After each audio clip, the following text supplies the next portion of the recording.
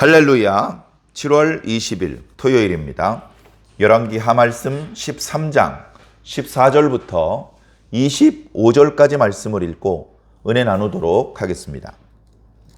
엘리사가 죽을 병이 들매 이스라엘의 왕 요아스가 그에게로 내려와 자기의 얼굴에 눈물을 흘리며 이르되 내 아버지여 내 아버지여 이스라엘의 병거와 마병이여 하매 엘리사가 그에게 이르되 활과 화살들을 가져오소서 하는지라. 활과 화살들을 그에게 가져오매 또 이스라엘 왕에게 이르되 왕의 손으로 활을 잡으소서 하매 그가 손으로 잡으니 엘리사가 자기 손을 왕의 손 위에 얹고 이르되 동쪽 창을 여소서 하여 곧 열매 엘리사가 이르되 쏘소서 하는지라. 곧 쏘매 엘리사가 이르되 이는 여호와를 위한 구원의 화살 곧 아람에 대한 구원의 화살이니 왕이 아람 사람을 멸절하도록 아벡에서 치리이다 하니라. 또 이르되 화살들을 집으소서 곧 집음에 엘리사가 또 이스라엘 왕에게 이르되 땅을 치소서 하는지라. 이에 3번 치고 그친지라. 하나님의 사람이 노하여 이르되 왕이 6번을 칠 것이니이다. 그리하였더면 왕이 아람을 진멸하기까지 쳤으리이다. 그런즉 이제는 왕이 아람을 3번만 치리이다 하니라. 엘리사가 죽으니 그를 장사하였고 해가 바뀌매 모압 도적대들이 그 땅에 온지라. 마침 사람을 장사하는 자들이 그 도적대를 보고 그의 시체를 엘리사의 묘실에 들이던지매 시체가 엘리사의 뼈에 닿자 곧 회생하여 일어섰더라. 여호아하스 왕의 시대에 아람 왕 하사엘이 항상 이스라엘을 학대하였으나 여호와께서 아브라함과 이삭과 야곱과 더불어 세우신 언약 때문에 이스라엘에게 은혜를 베푸시며 그들을 불쌍히 여기시며 돌보사 멸하기를 즐겨하지 아니하시고 이 때까지 자기 앞에서 쫓아내지 아니하셨더라. 아람의 왕 하사엘이 죽고 그의 아들 벤하닷이 대신하여 왕이 되매 여호아하스의 아들 요아스가 하사엘의 아들 벤하닷의 손에서 성읍을 다시 빼앗으니 이 성읍들은 자기 붙인 여호아하스가 전쟁 중에서 빼앗겼던 것이라. 요아스가 벤하닷을 3번 쳐서 무찌르고 이스라엘 성읍들을 회복하였더라. 아멘. 시간이 많이 흘렀습니다. 엘리사가 죽을 병에 걸렸다고 했습니다.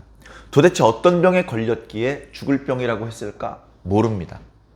그 병이 무슨 암인지 위장병인지 아니면 어디 넘어져가지고 큰 상처가 났는데 그 상처가 괴사가 돼가지고 손쓰기에 너무 어려운 지경이었는지 우리는 알 수 없죠. 성경이 이렇게 말씀해 주지 않으시면 그냥 모르는 채로 넘어가시면 됩니다. 엘리야도 사람인데 죽겠죠. 그죠? 엘리사는 안 죽었지 않습니까? 예외적으로 모세, 엘리야, 에녹 이런 사람은 죽음을 보지 않고 하나님께서 데려가셨어요. 그 예외적인 경우죠. 우리 모든 사람이 당연히 그렇게 되는 것으로 생각하면 안 되는 것이죠. 자, 그런 상황인데 이 엘리사가 언제부터 선지자로 부름을 받았느냐? 북이스라엘의 아합이 아직 왕일 때 선지자로 부름을 받았습니다. 엘리야 선지자에게 기름을 부음을 받고 엘리야 선지자를 뒤쫓아서 선지자로 훈련을 받았어요. 아합 왕 때부터. 자, 아합이 죽었습니다. 아합의 아들 아하시야가 2년 다스렸어요. 그의 아들 여호람이 12년을 다스렸어요. 그러다가 예후가 정변을 일으켜서 아합 가문 사람들 다 죽이고 28년을 다스렸어요. 그리고 그의 아들 여호람이 17년을 다스렸어요. 그리고 그의 아들 요아스가 16년을 다스렸어요.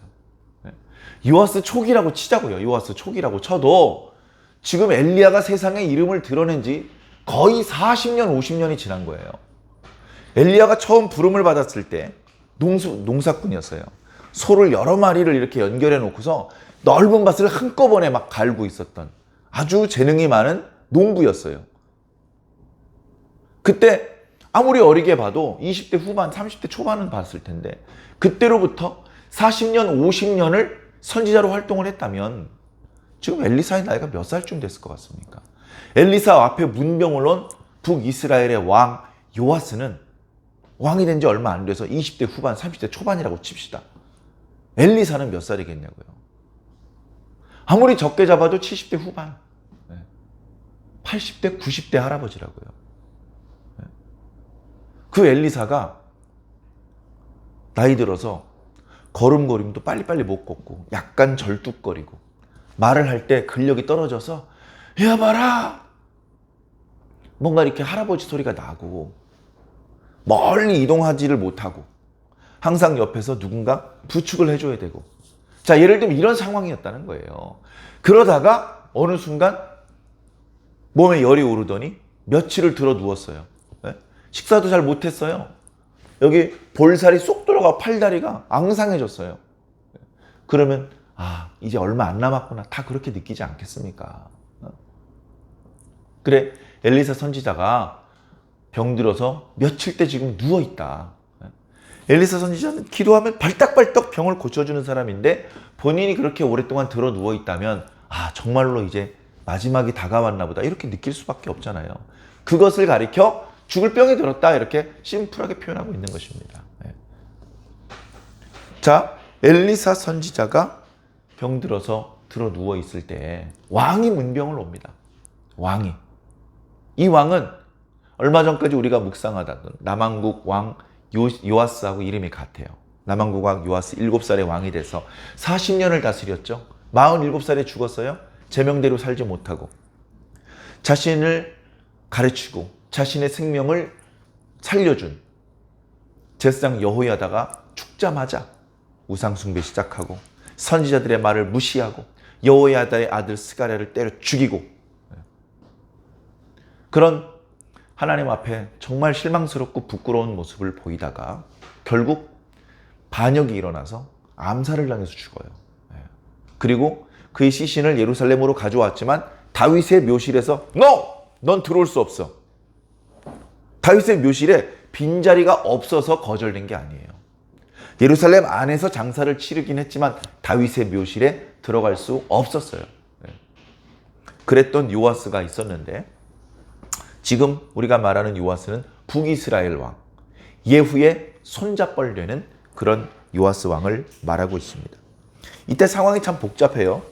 자, 북이스라엘은 그 이스라엘 북동쪽에 있었던 아람하고 붙어 있었기 때문에 아람의 영향을 받게 됩니다. 아람의 강대국이었고 서로 화친하는 관계가 아니라 서로 밀고 밀리는 좀 심하게 말하면 철천지 원수였기 때문에 아람의 공격을 항상 받아왔어요. 자, 거슬러 올라가면 아하방 시대 때 아람과의 전쟁이 여러 번 있었어요.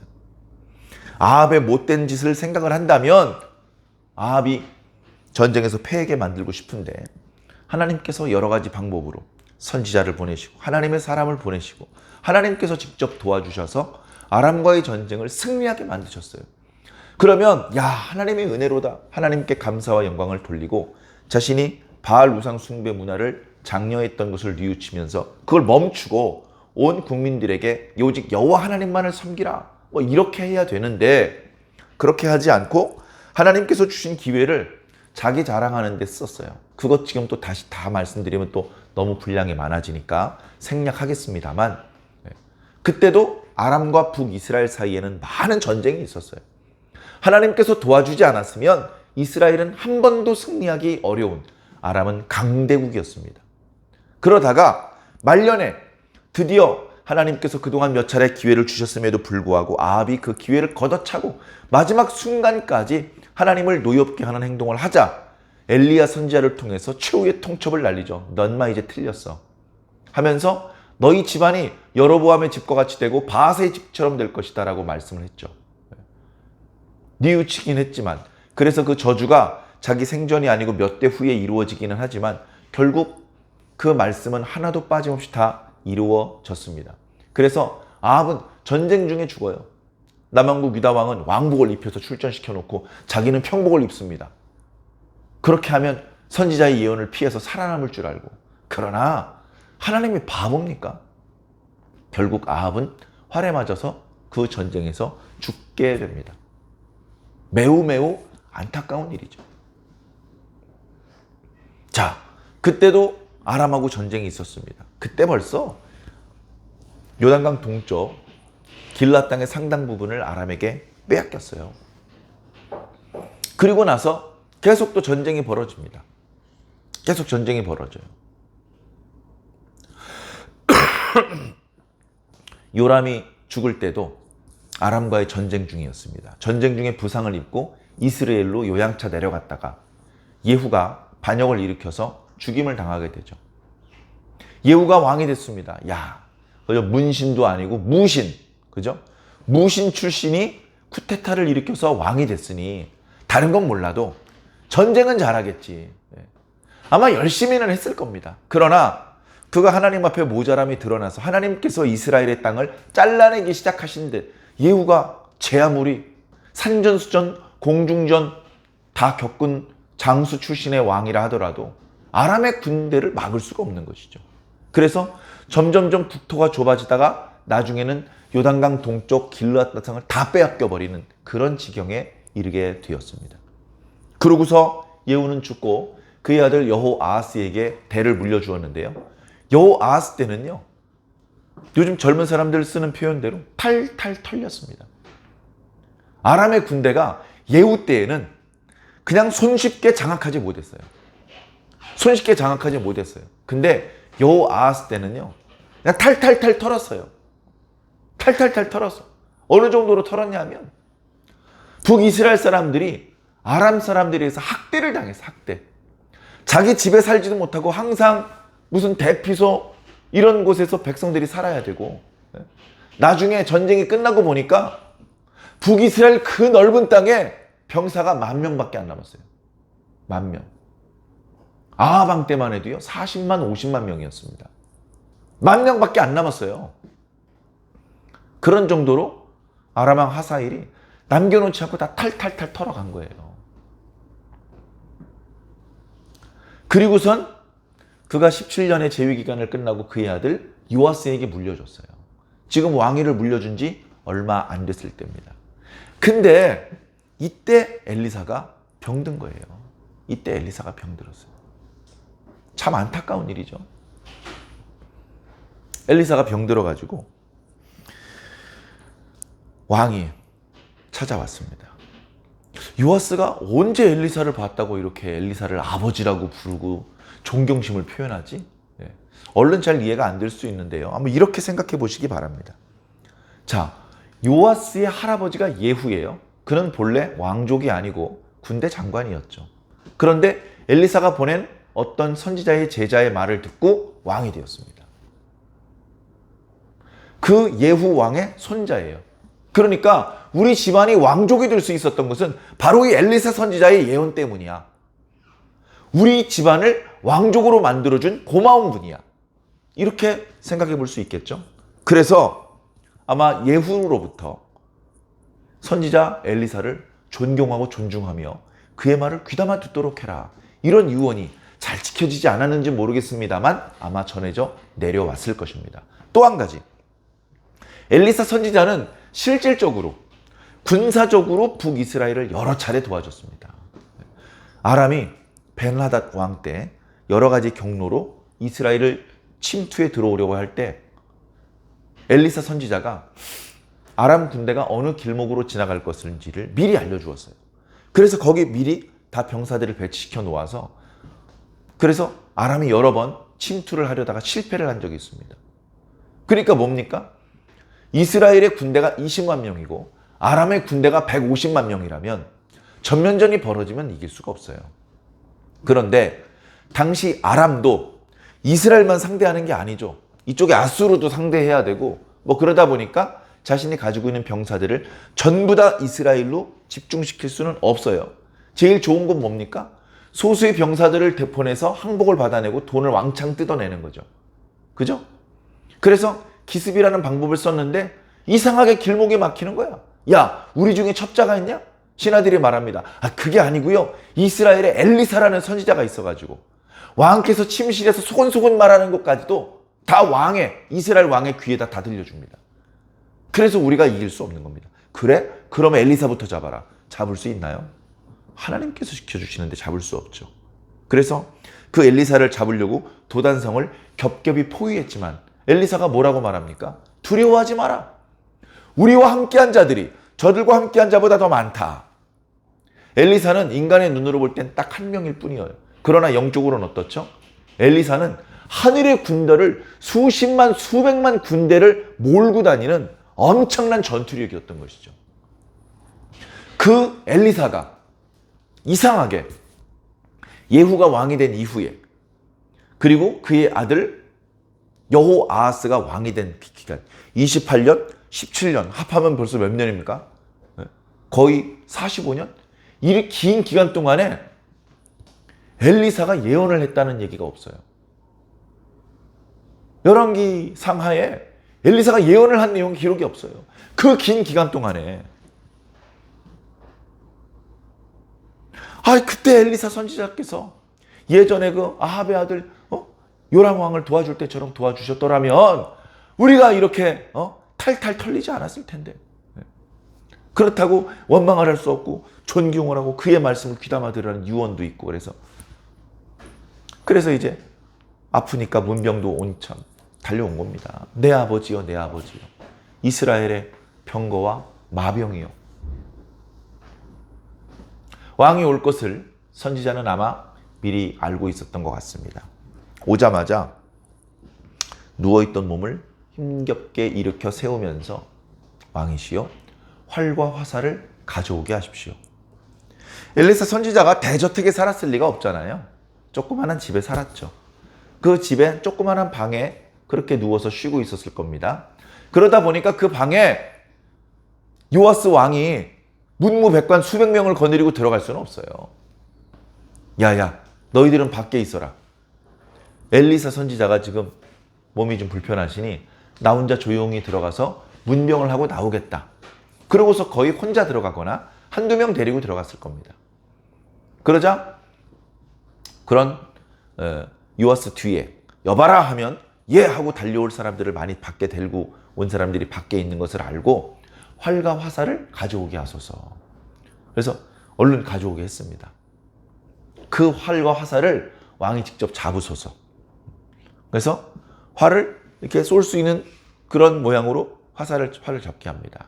그랬더니 그 위에 조용히 선지자가 자신의 손을 올려놓습니다. 그 올려놓는 것은 뭐냐? 하나님께서 당신과 함께 하실 겁니다. 두려워하지 마십시오. 당신에 붙인 여호아하스는 하나님 보시기에 악을 많이 행하여서 그래서 하나님께서 아람 군대를 통해서 탈탈 털게 하셨지만 학대하게 하셨지만 하나님께서 당신과 함께 하실 겁니다. 그런 의미가 담겨져 있는 것이죠. 자, 이제 왕은 동편 창을 여십시오. 창을 열고 그쪽으로 화살을 날리십시오. 사실은 영문도 모르는 걸 겁니다. 내가 이거 왜 따라 해야 돼? 순종하는 것이 습관이 안 되어 있는 사람, 특히 왕이 순종하는 일이 있습니까? 명령을 내리기만 했지. 잘 이해가 안 되고 어쩌면 마음에 안 들었는지도 모르고 왜 그렇게 해야 되는지 이유도 설명하지 않았기 때문에 참 당황스러운 상황이긴 합니다만 그래도 요아스가 잘 참고 화살을 쏘는 것까지 합니다. 그러자 이유를 설명해 줍니다. 왕이시여, 지금 왕께서 쏘신 그 화살은 여호와의 구원의 화살입니다. 다시 말해서 여호와께서 이제 이스라엘을 아람의 손에서 구원하실 것이라는 의미입니다. 그러니 너무 걱정하지 마십시오. 그렇게 하고 화살들을 잡으십시오라고 말합니다. 활은 내려놓고 화살들을 잡아요. 그러니까 화살 하나가 아니고 3개, 4개를 다발로 손으로 움켜 쥐게 만들었던 것 같습니다. 그래서 잡으셨으면 그걸로 땅바닥을 내려치시옵소서. 그렇게 얘기를 했습니다. 이걸 왜 내가 해야 되지? 계속해서 그 생각이 한쪽에 있었을 것입니다. 그래, 땅바닥에 내려치는데 몇 번 내려치라는 얘기를 안 한 거예요. 그러다 보니까 한 번 내려치고 엘리사 선지 얼굴을 보는데 별 미동이 없어. 몇 번 더 해야 되나? 그래서 한 3번 정도 내리쳤습니다. 에이, 3, 4번 했으니 됐겠지. 야, 저 화살 받아. 다시 원래대로 갖다 놔. 그러고서 더는 땅을 내리치지 않는 거예요. 그러자 무표정하게 요아스 왕의 행동을 지켜보던 엘리사 선지자가 화를 버럭 냅니다. 왕이시여, 어찌하여 3번만 내리쳤습니까? 대여섯 번은 내리치셨어야죠. 그러니까 요아스 왕이 아니 왜 이렇게 역정을 내시지 갑자기? 속으로 생각했겠죠. 설명을 합니다. 왕이 이제 아람과 전쟁을 하게 되면 3번을 내리쳤기 때문에 3번 정도 아람 군대를 물리칠 수 있을 것입니다.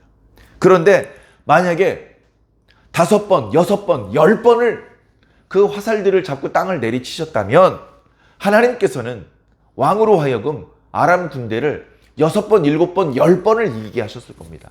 그러면 아람은 크게 패하고 아람의 병사들은 많이 죽어서 앞으로 20, 30년 이내에는 이스라엘을 침공하는 일이 없었을지도 모릅니다. 그러나 겨우 3번 물리쳤기 때문에 아람은 그 이후에도 계속해서 북이스라엘 괴롭히고 많은 이스라엘 사람들을 죽이고 이스라엘로부터 많은 금을 약탈해가는 그런 일이 발생됩니다. 그 일을 끝으로 이제 엘리사는 죽습니다. 엘리사는 더 이상 성경에 등장하지 않습니다. 오늘 말씀 보면 조금은 이해가 안 되는 좀 신비한 이야기가 20절, 21절에 나오는데 엘리사가 죽었어요. 그 묘실에 장사를 했습니다. 그 묘실은 우리처럼 관에 조그마한 관에다 묻어가지고 땅을 파고 거기다가 묻고 흙을 덮는 그런 묘실이 아니에요. 돌인데 석고처럼 대충 나무 토막이나 돌멩이 같은 걸로 파서 굴을 파고 들어갈 수 있는 그런 식의 그 땅을 파가지고 그 안에 시신을 반듯하게 눕혀 놓습니다. 그게 이스라엘의 장례 예법이에요. 그렇게 무덤에 입구를 팔고 그 안쪽으로 이렇게 통로를 만들고 거기에 이제 시신을 안장을 시켜놨는데 몇 년이 지나고 나서 그러니까 엘리사의 몸은 다 그 살이 썩고 유골만 남아있는 그런 상태였을 때인데 시간이 좀 지났다는 얘기죠. 그런 상태였는데 모압이 사실은 막 이렇게 막 돌아다니면서 이 나라 저 나라 행패를 부릴 만한 힘이 있는 나라는 아닌데 이때 당시 모압에 산적들이 막 돌아다니던 때가 있었어요.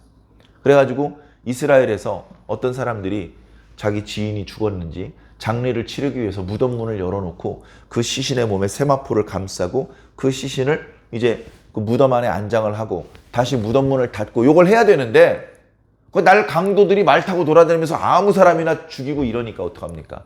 시신을 얼른 무덤 안에 집어 던지고 도망가 버린 거예요.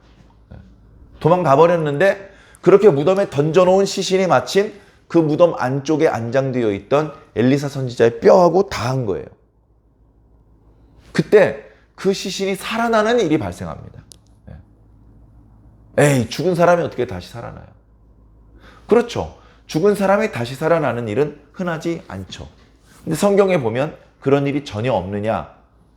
엘리야 선지자도 죽은 아이를 살리고 엘리사 선지자도 죽은 아이를 살리고 예수님도 나사로를 다시 살리고 죽은 사람을 살리는 일은 더러 일어나지 않습니까? 물론 선지자가 살아서 그 죽은 아이를 위해서 기도하고 그의 몸에 손을 대고 막 이렇게 어떻게 우리가 알 수 없는 어떤 작업을 해서 그 아이를 살리기 위해서 뭐 기도를 한다는 거 하는 것이 아니고 이미 죽어서 그의 살은 다 없어지고 뼈만 남아있는 상태인데 죽은 사람을 살렸다. 정말 신기하죠.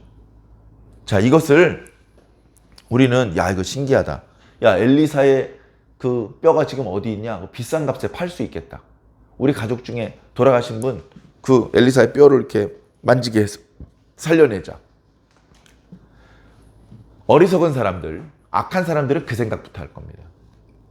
그런데 우리는 이 말씀을 들으면서 무엇을 생각해야 되느냐? 이 정도의 기적이 일어나는 선지자가 예언한 내용이라면 반드시 이루어지겠구나. 그걸 느껴야 됩니다. 이런 기적이 일어나는 선지자라면 그가 살아있을 때 예언했던 내용은 그냥 빈말이 아니겠구나.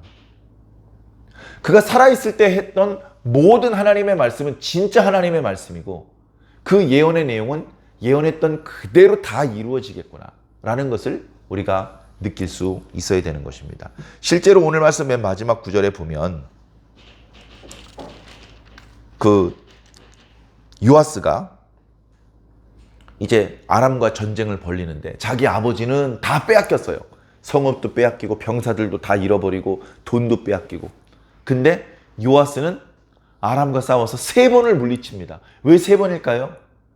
화살들을 잡아가지고 땅을 3번 쳤기 때문에.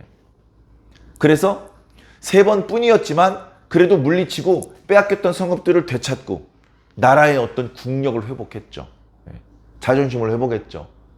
안타까운 건 아람을 완전히 진멸시키지 못했던 것이 안타까울 따름입니다. 그래, 오늘 말씀을 통해서 우리 분명한 메시지를 얻어야 돼요. 무슨 말씀이야 이게.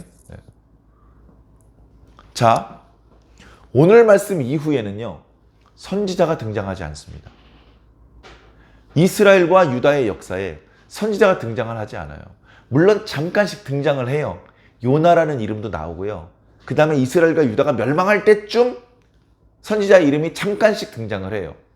그런데 생각해 보십시오. 지금 엘리야와 엘리사가 등장할 때처럼 빈번하게 선지자가 등장을 하는 것은 이제 끝났습니다. 끝났어요. 더 이상 하나님께서 이스라엘을 향해서 선지자를 보내지 않으셔요. 그러면 이스라엘과 유다의 운명은 어떻게 될까요? 멸망뿐입니다. 이제는 멸망뿐이에요. 하나님께서 선지자를 안 보내셔. 그럼 멸망하는 거예요. 그걸 깨달아야 됩니다. 그럼 거꾸로 뭐죠? 엘리야와 엘리사의 시대는 어떤 시대냐? 하나님께서 선지자를 통해서 말씀하셨던 시대, 선지자를 통해서 하셨던 말씀이 이루어지는 시대라는 겁니다. 이걸 다르게 표현하면 이런 것이죠. 이스라엘과 유다는 이스라엘의 왕과 유다의 왕이 다스리는 게 아니라 여호와 하나님께서 직접 통치하시는 거였구나. 하나님께서 선지자를 통해서 당신의 정책이 어떠셨는지 미리 알려주셨고, 당신이 앞으로 어떤 식으로 일할지 미리 예고하셨고 그대로 이루셨다. 하나님께서 직접 지배하시고 다스리셨다는 것입니다.